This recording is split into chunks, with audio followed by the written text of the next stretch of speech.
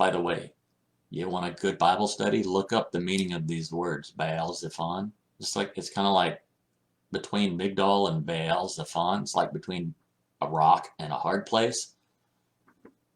Okay.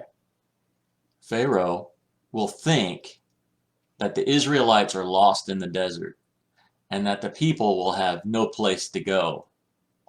I will make Pharaoh brave and he will chase you. But I will defeat Pharaoh and his army. This will bring honor to me. Then the people of Egypt will know that I am the Lord. So the Israelites did what he told them. Pharaoh received a report that the Israelites had escaped. When he heard this, he and his officials changed their minds about what they had done. Pharaoh said, "Why did we let the Israelites leave? Why did we let them run away? Now we have lost our slaves."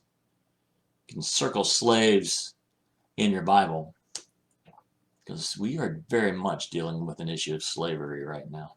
Pharaoh will think that the Israelites are lost in the desert and that the people will have no place to go. It's like God is confiding his little secret to Moses, and he's like laughing at it. Like, haha, Pharaoh's going to think this. The Israelites are lost in the desert. People, they're not going to have a place to go. And that's the truth. Pharaoh did think that, but strangely enough, Israel thought that too. And where do we get off thinking like Pharaoh thinks? That's the first thing that bit me in this passage, is that we think just like Pharaoh. God's trying to slip this thing through as the master plan. This is brilliant, and it is, because he's God. And Moses has to be thinking, all right, I'm tracking, still don't know what you're going to do.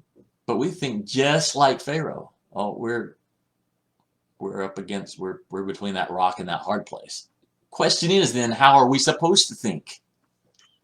I mean, that the armies of Pharaoh are bearing down on us. We've got our backs to the Red Sea. There's nothing back there, but for all I know, I'm still scared of sharks, right? I don't even want to wade there. And we're a desert people. We don't get our feet wet. The answer to how are we supposed to think is differently. We are supposed to think differently. We're not supposed to live by sight.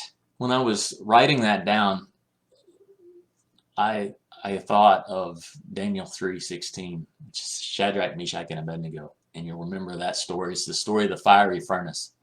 Shadrach, Meshach, and Abednego answered the king Nebuchadnezzar. And they said, "Oh, Nebuchadnezzar."